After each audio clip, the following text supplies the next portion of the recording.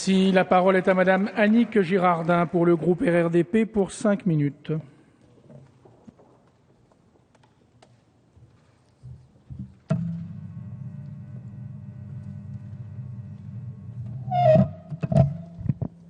Monsieur le Président, Madame la Ministre, Monsieur le Ministre, en commission élargie, mon collègue Thierry Braillard, au nom des radicaux de gauche et apparentés, a exprimé sa satisfaction concernant le programme sport. Le groupe vous félicite également d'avoir trouvé la bonne méthode pour sauver le CNDS laissé par la droite dans une situation financière catastrophique. Mon propos, lui, portera sur le programme. Ce sont des paroles justes. Mon propos, lui, portera sur le programme jeunesse, éducation populaire et vie associative.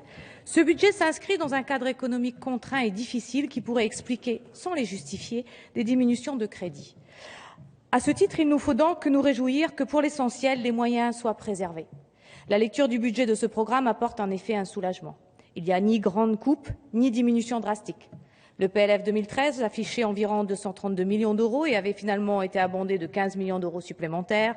Le PLF 2014, avant débat, propose un peu plus de 229 millions d'euros, soit une baisse de 7%.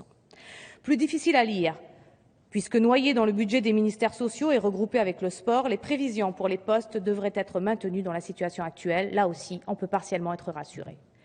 Mais à défaut de moyens supplémentaires, un budget doit être l'occasion de présenter des orientations politiques fortes et assumées, l'occasion de s'appuyer sur ses forces, compétences de ses personnels, habitudes de travail en partenariat, réseau, et enfin l'occasion de mettre en évidence son utilité et sa plus-value. Difficile, Madame la Ministre, de trouver cela dans le PLF 2014. Si le budget 2013 était en augmentation de 7 à 8%, en cohérence avec la double priorité du gouvernement, jeunes et éducation, le budget 2014 affiche une baisse d'un niveau équivalent. Est-ce à dire, et j'espère que non, qu'il en est terminé des priorités proposées l'an dernier? D'autant que les deux actions en baisse concernent à nouveau la vie associative et la jeunesse et l'éducation populaire, qui sont le cœur même de ce programme.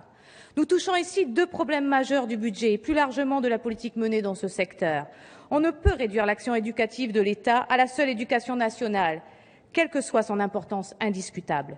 La logique même de la refondation de notre système d'éducation voulue par le Président de la République et le gouvernement conduit justement vers une meilleure synergie entre les temps, les actions, les acteurs éducatifs dans et hors l'école. Nous venons de voter une loi équilibrée, modernisant notre système scolaire. Mais hélas, que notre système scolaire? L'absence d'un grand pôle éducatif gouvernemental n'a pas rendu possible une approche autre que scolarocentrée. Le ministère dont vous avez la charge a été trop attentiste sur ce dossier, or davantage que la dimension d'insertion et de développement économique.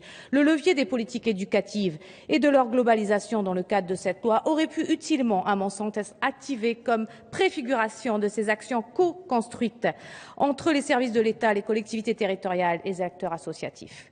Au-delà d'y faire rapidement référence, rien dans le PLF ne vient appuyer cette démarche et l'inscrire comme une priorité du programme. L'inscription de l'éducation populaire dans l'intitulé du ministère a suscité pourtant un immense espoir. Bien entendu, il y avait là un symbole, mais aussi un signe, l'inscription d'une valeur forte que la gauche allait porter comme une mission structurante, une réaffirmation du rôle de l'État dans une politique d'éducation populaire, permettant la formation des citoyens et la construction de démarches pour mieux vivre ensemble. Et en ce moment, nous, tous, la classe politique, nous aspirons à plus de vivre ensemble et de mieux vivre ensemble. Cela aurait redonné un axe fort à la mission. Mais là encore, rien dans le budget ne vient suffisamment étayer cette orientation. Venons-en à présent à la politique en faveur de la jeunesse. L'essentiel du budget qui lui est consacré, d'autres l'ont dit ici, est consommé par les services civiques, 121 millions sur 146 millions. L'innovation de ce budget vient de l'ouverture du programme d'investissement d'avenir à une dimension jeunesse et avec un axe projet innovant en faveur de la jeunesse doté de 100 millions d'euros, d'autres l'ont dit. Si on ne peut évidemment que saluer l'enveloppe financière importante, sans faire preuve de mauvaise foi, on peut quand même légitimement s'interroger sur cette mode qui consiste à recourir aux appels à projets à tout va. Que garantissent-ils si ce n'est une mise en concurrence accrue des projets et qu'ils privent l'État de tout levier d'action directe? Vous allez financer par appel à projets et de manière très parcellaire ce qui est la mission prioritaire de l'État dans le domaine de la jeunesse. Confié à l'ANRU pour sa gestion, le programme sera fortement teinté d'une coloration politique de la ville et sera donc majoritairement axé sur les territoires urbains.